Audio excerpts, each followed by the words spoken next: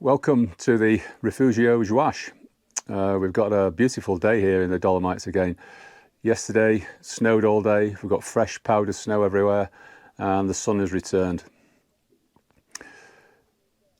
This video has been prompted by Sue Lyth, who commented on a recent video of mine regarding snowshoeing and asked for some advice or opinions on it really.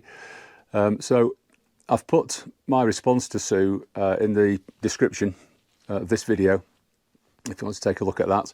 But thanks Sue for the comment. If you haven't checked out Sue's channel already, please do so. FOOTLyth, and I'll put a link to that in the description as well. She does some lovely little videos and some excellent animal voiceovers. So, snowshoeing, is it for me? I think the answer is, if you're relatively fit and enjoy walking out in the countryside, then the answer is yes. It's very straightforward, doesn't require any great skill or training. It's basically your normal walking posture with your stance slightly wider to accommodate the snowshoes. So these are my snowshoes, my current pair. There are different types. I'll just explain the basic principles of them. Essentially, it's a platform which spreads your weight across the surface of the snow, so you don't sink in as much as you would in boots. On the underside, there are some spikes for harder snow and ice. The binding on the top comprises two straps at the front and a strap which runs across the top of the foot,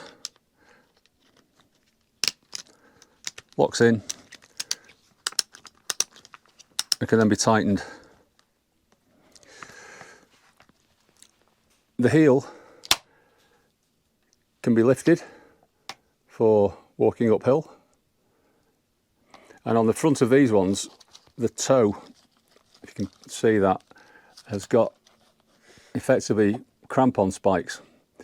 So on steeper terrain and in hard snow or ice, those will bite in and stop you slipping backwards. At the back, the heel can be locked down, and that's advisable for steep descents. You don't want to be tipping forwards going down a steep hill. So it's always best to lock the heel down when you're descending. Similarly, for steeper ascents,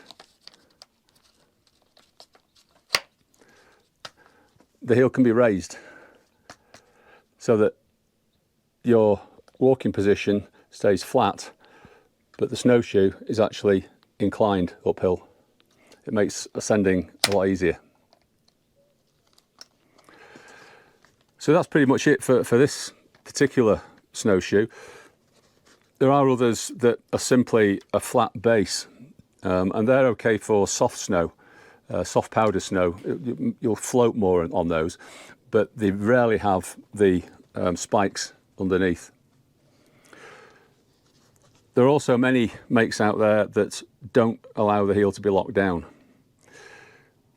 I've tried those, and my personal preference is I prefer to have the heel locking down, certainly on detents. It feels much safer. So I think that's about it for the actual snowshoes. I'll list a couple of the main manufacturers. These are made by Inuk, which is a French, fairly small French company, but there are others, TSL, Tubbs, MSR.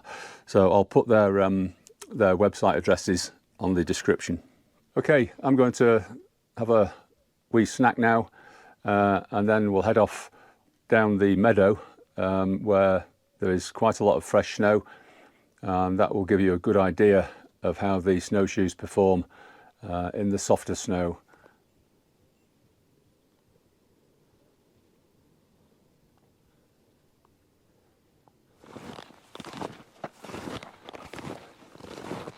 Okay, so with the heels locked down, we're going to head off down this slope here.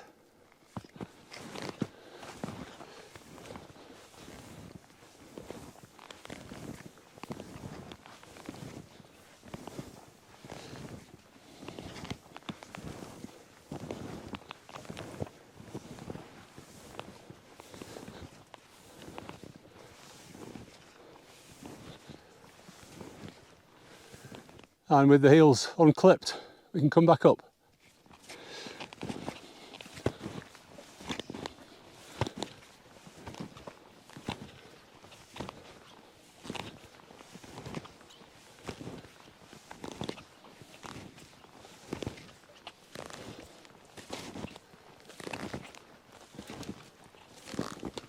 So we're going to continue now, drop back down into this bowl and on through those trees.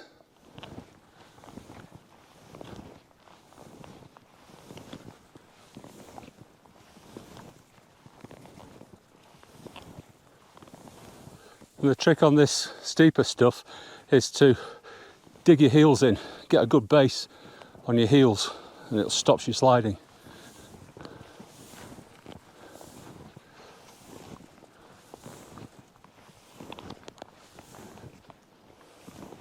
You probably wouldn't consider descending this type of terrain just in boots.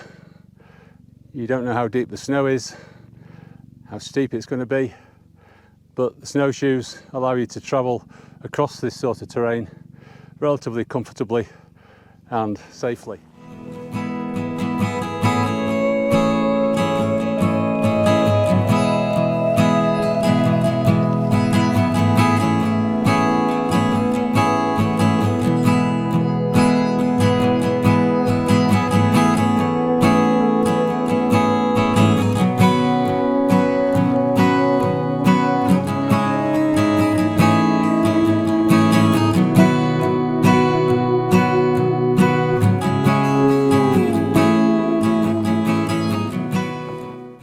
Well, I hope that may have been of interest to some folks.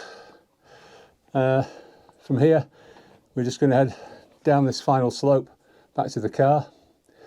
So, as ever, thanks very much for watching. Much appreciated. And please join us on our next Dolomites adventure.